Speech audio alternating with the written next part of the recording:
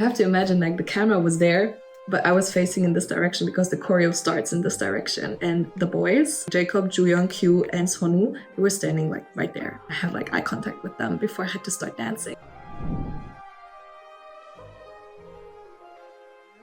For the past 6 years, I spent 2.5 years in Seoul, South Korea, for different reasons, with different visas, different occupations. I figured that a lot of our followers are kind of curious about what I did and why. I made this video so I can answer a bunch of these burning questions. Not all of them, because some of them were inappropriate. Before I get into those, I will give you a little bit of context as to why I lived in Korea for so long. Let's go. The first time I went to Korea was at the age of 18, back in 2018. Wow. Yeah, so that was 6 years ago. I went there to do like a gap year after I graduated high school. Basically, what I did was, what's the Korean word again? 자원봉사자? It's like volunteer work. I did it with like a worldwide sort of agency. I'm not gonna give you the name because it was actually pretty bad. Yeah, so that's how I went to Korea for the first time. But the main reason why I wanted to go there was the dance scene, actually. So here we go with the context. I'm a dancer, like professionally. Back then, I wanted to become a professional dancer. I thought the Korean dance scene was just the most exciting at the time, the most fitting for what I like to do. So to me, it was pretty clear. And also, I'm a K-pop stan, obviously. I've been a K-pop stan for a very long time. I just wanted to go to Korea and I wanted to live abroad. That's how I went to Korea for the first time. And I spent a whole year there. Then I wanted to return.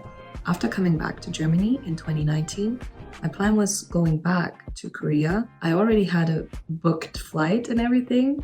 But basically, 2 days before my scheduled flight, the first lockdown in Germany happened. So I couldn't even leave the house. Then the whole COVID situation went down and I spent a lot of time working full time. I'm not gonna get into too much detail, but then at some point I started going to university.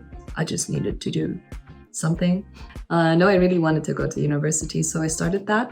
Through my university, I did 2 semesters abroad last year in summer 2023 until now, summer 2024. Oh, and I forgot, like in the meantime, during COVID, I spent a few months traveling there.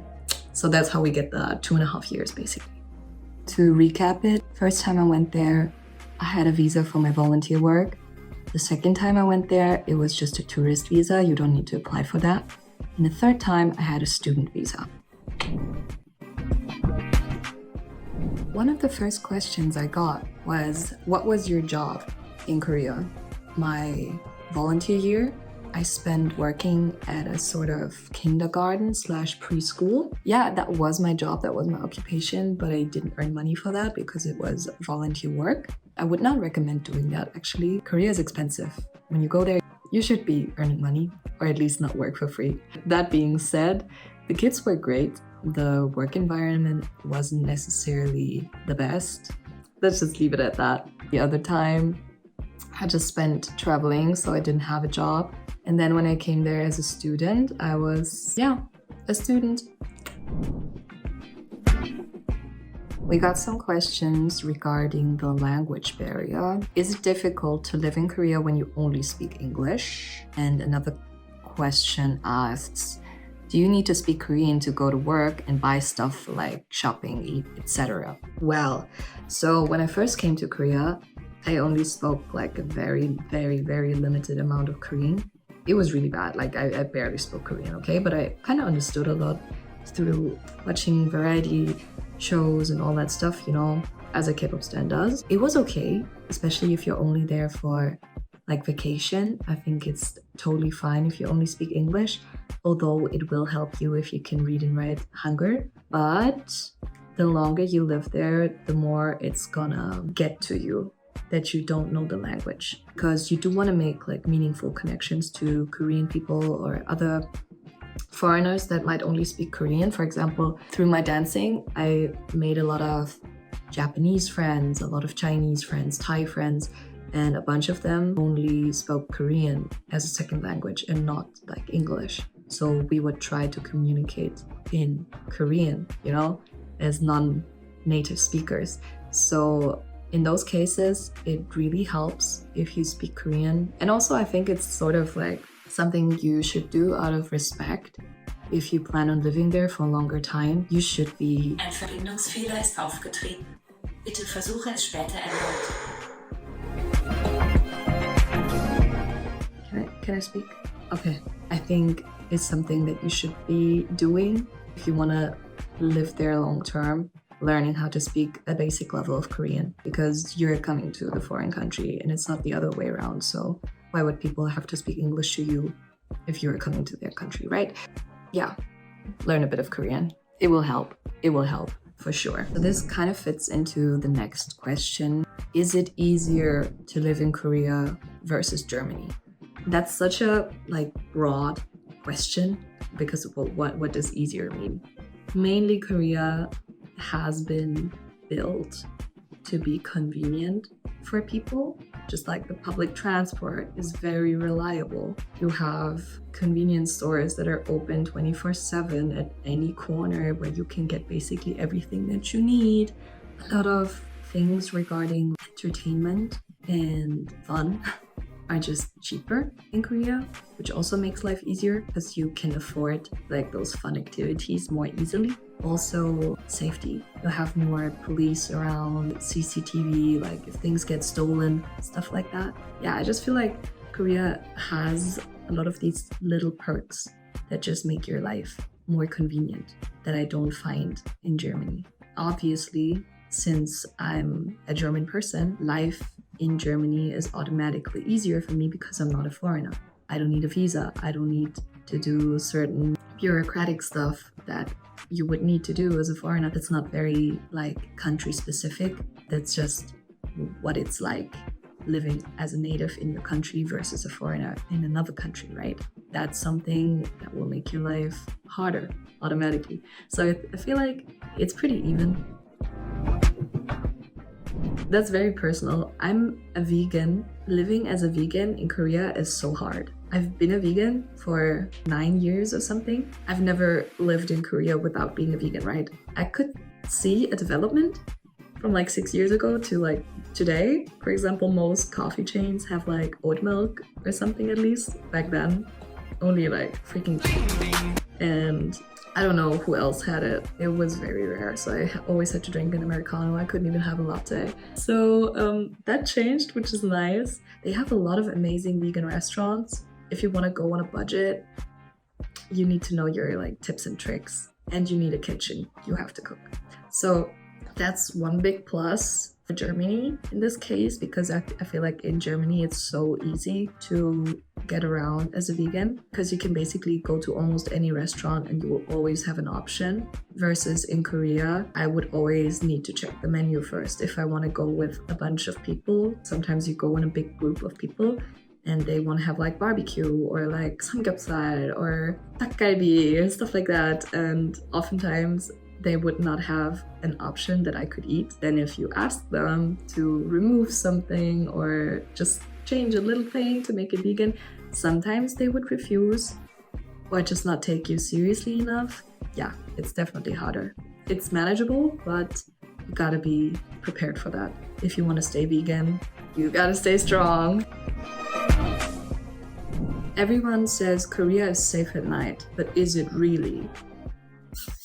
I come from the countryside in Germany, right? And I would never dare going home alone at night. Sometimes I would just meet my friends at night and I would usually take my bike there.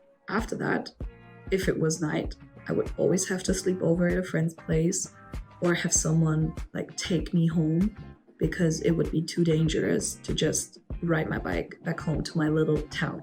I'm very used to being afraid at night outside. Same experience living in Berlin. It's kind of a bit better because it's a big city and there's usually a lot of people on the streets, which means there's a lot of witnesses in case something happens, but it's more likely to get harassed on the streets. Versus in Korea, I have never felt safer just walking around at night, even with my headphones on, listening to music. Yeah, you can actually do that there. One of the main reasons is because There's CCTV everywhere. And it's not just that, it's also the crime rate is pretty low. I don't want to make false statements, but from what I know, the crime rate in Korea is definitely lower than in Germany. I know that a lot of people also want to know if it's safe as a woman, specifically in regards to men. I had a bunch of times where I have been harassed by Korean men on the streets, but I would say it's still less than in Germany. Literally 80-year-old ajashi, that's more than an ajashi, that's a haraboji, literally lifting up my skirt and touching my thigh in the middle of the day. So stuff like that can happen, but it's not very common. In comparison to Germany, it's less common from my experience. I've been followed by men. I thought this man just had the same way home as me until he just started grabbing my shoulder and trying to talk to me. So I just started running and then I just ran away from him and called my friend and I was like, hey, can you pick me up? I kind of don't feel safe going home right now because I don't want this man to know where I live. Also, when you go clubbing, of course, you're gonna get harassed. I feel like that's just the female experience, probably worldwide. It can get kind of gropey. So, what is the biggest difference depending on clubs and party life? You can imagine there's different areas where you can go clubbing. The big three are Hongdae, Itaewon, and Apgujeong. Hongdae is probably the most infamous that the most people have heard of, and for good reason. Hongdae is kind of crazy. How do I explain? First of all, the music that is being played in Hongdae is usually just hip-hop, but charts hip-hop. Also a lot of Korean hip-hop, but it's kind of always the same. And the type of clubs you have there, they can get nasty. I don't want to call out specific clubs. Yeah, you might see very, very illegal, inappropriate stuff happening right in front of your eyes, and not even on the toilet. Sometimes it will be on a billiard table in the middle of the club. Yeah, you don't want to run into that, do you? But it happens. It happens. And I've only seen that in Hongdae, personally. Hongdae can be fun, especially it's very popular amongst exchange students, I feel like. Younger people that are very into maybe Korean hip-hop scene. Also, I feel like the Hongdae boys, that's kind of a term. They're kind of those guys that have maybe bleach blonde hair. They wear all black in a beanie, a lip piercing, maybe also a nose piercing, and all of them have the same tattoos, kind of like the uniform. Also, the thing is in Hongdae, if you walk past the party street, the bouncers, if you don't know what a bouncer is the people who stand in front of the club trying to get people to go into the club. One time, me and my friends, we've been carried into the club because we refused to go inside. They just grabbed us and carried us in there. So that's kind of like Hongdae, but I understand the appeal. Then we have Itaewon. Itaewon is my favorite, also because I used to live near Itaewon for the longest time. So Itaewon is, I would say, the most foreigner-friendly. Hongdae is also very foreigner-friendly, but Itaewon also has the most foreign residents in Seoul, from what I know.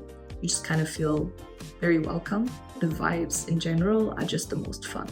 I mean, every club basically plays the same music, but it doesn't matter. Trust me. They all play this 2010s chart topper music. So you always have every Jason Derulo song ever. Uptown Funk will play at least 10 times a night. You have some K-pop bangers. You will have the brand new chart toppers. You will have Turn Down for What? All of that jazz. If you like the party to that, definitely go there. And even if you don't, at least try because it's so funny.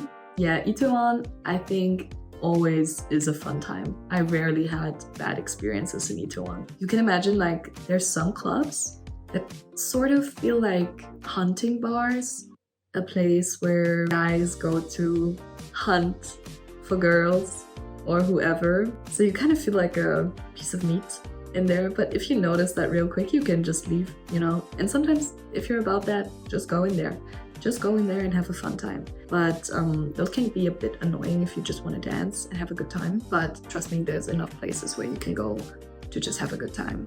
One of the biggest differences you can notice here compared to Germany and maybe also other club areas is If you're a foreign girl, you will get almost everything for free. Of course, I can only talk about my experience, but I am so used to not paying any money anymore. It's actually crazy. I don't even want to go clubbing anymore if I have to pay for something. And it's really bad because usually the entrance is free. It's very rare that you have to pay an entrance fee in Itaewon, for example.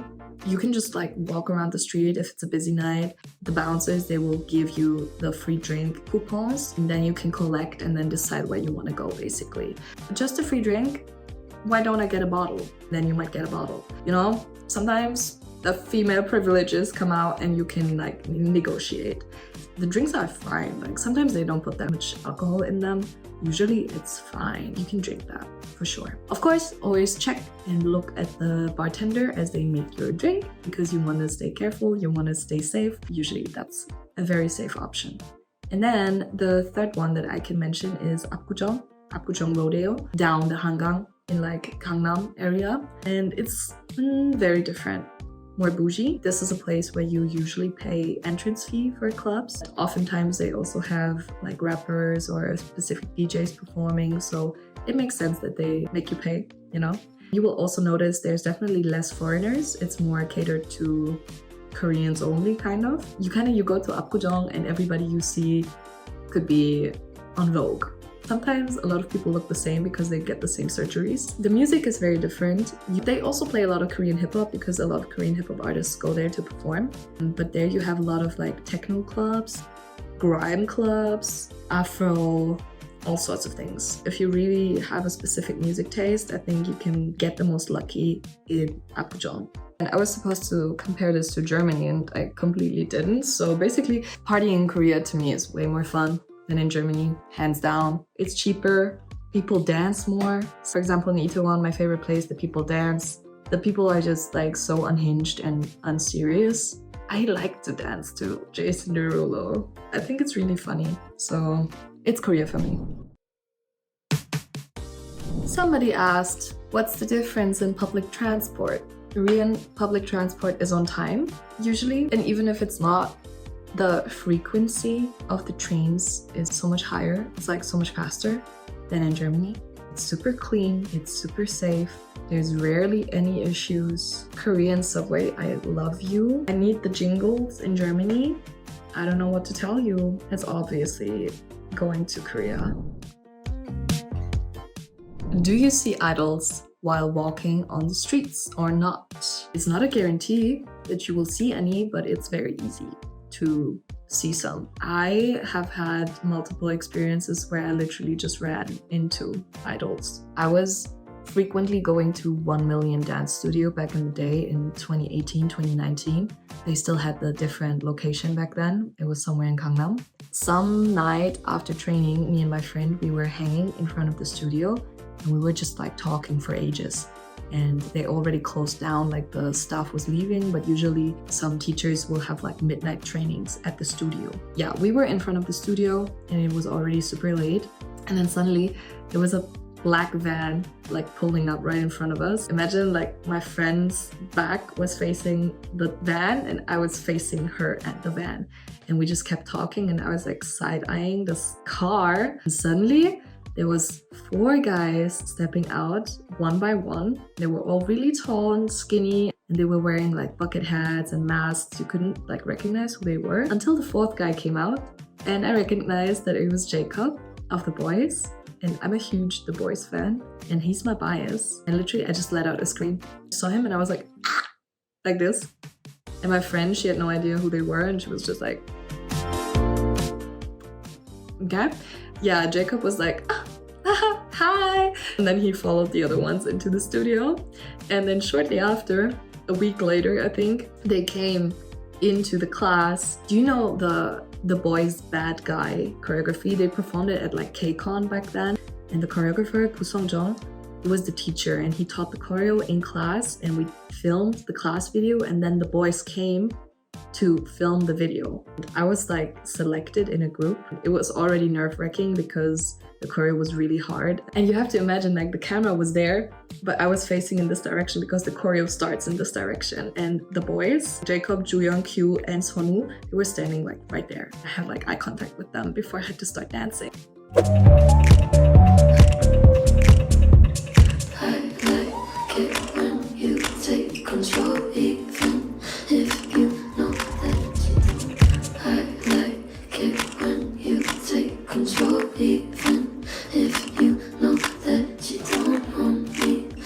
Anyway, so that was something. I also met a few other idols that came to dance studios. Wait, who have I seen? I've seen Ki Kwang of Highlight.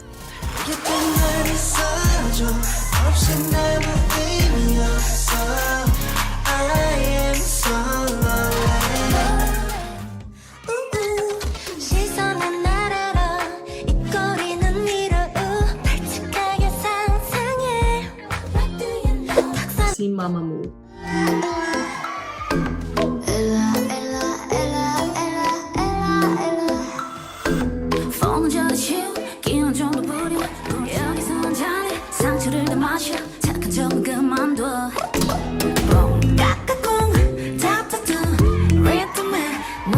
Seen Human of Tiara.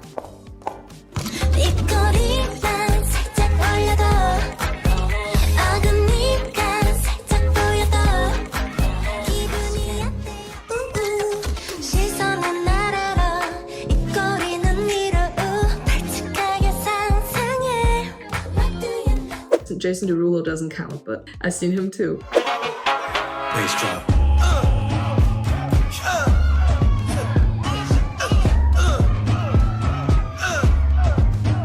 Shut up and dance. Your body give me motivation. Your touch is all that's on my mind. Sweat when you precipitating. You feel me rising from behind. One time I took class with Huni of Winner, some Mont members, some like ex-idols or like trainees. For example, I took classes with the soloist Yua. I also interviewed her. She's so amazing. Please listen to her music. She's amazing. I've tasted blood and it is sweet. I've had the rug pulled beneath my feet. I've trusted lies and trusted men. Broke down and put myself back together again. Stared in the mirror and punched it to shatters. Collected the pieces and picked out a dagger. Dita of Secret Number. Haruto of Boys Planet. We used to be buddies. I'm feeling heat in December when you found me. I've been dancing on top of cars and stumbling out of bars. I follow you through the dark, can't get enough. You're the medicine and the pain, the tattoo inside my brain. And baby, you know it's obvious, I'm a sucker for you. I feel like I'm forgetting people right now. So those are idols that I just randomly met. Wow, that one time I saw Key of SHINee. You guys know that SHINee is my favorite group. I mean, you like my biggest idols, my favorite artist ever. I had the SHINee ticketing and I got those VIP tickets. It was so hard to get those. And then the day after, in my neighborhood, I was sitting at a restaurant with my friend. We were sitting outside, facing the other side of the street. Then suddenly, some car. Ein Verbindungsproblem ist aufgetreten. Bitte versuche es später erneut. So some car pulled up, a guy stepped out, and I only saw the back of his head and I already had a physical reaction. I just looked at my friend like, this is not happening. I immediately knew. I saw the back of his head and I knew. Well, then he turned around for 1 second. I fell to the floor. Then you have to imagine, we were eating outside. Key was at the cafe right in front of us. He was like friends with the owner or something, and he had another friend with him. Later, I found out it was that one friend's birthday. So you don't want to interrupt, right? So they were sitting at this cafe, taking pictures, having a fun time for like an hour. I just sat there eating my food for like an hour, contemplating if I should say something or not. In the end, I just didn't manage because I was too nervous, and I was also worried that I would disrupt his free time. So I didn't say anything. I even had a Key photo card with me. Anyways, that was too overwhelming for me to handle, so I just didn't do anything. And that's okay. That's okay. So basically, I hope this video was a little bit informative. I'm kind of just rambling about my life, and this is only like the tip of the iceberg. For everybody who's never been to Korea and wants to, please do. Even if some of the things I said were negative, that's just normal. That's every country. every country is gonna have these aspects, but I really love Korea with all my heart, and I do see myself living there again for some time. There's like a magic about it that you cannot deny. Even the longer you live there, you notice the negative aspects, but I still love living there. So I feel like that's a statement in itself, that Korea is definitely a place worth living at. You should definitely try and see for yourself and enjoy. Thank you for watching. Mwah.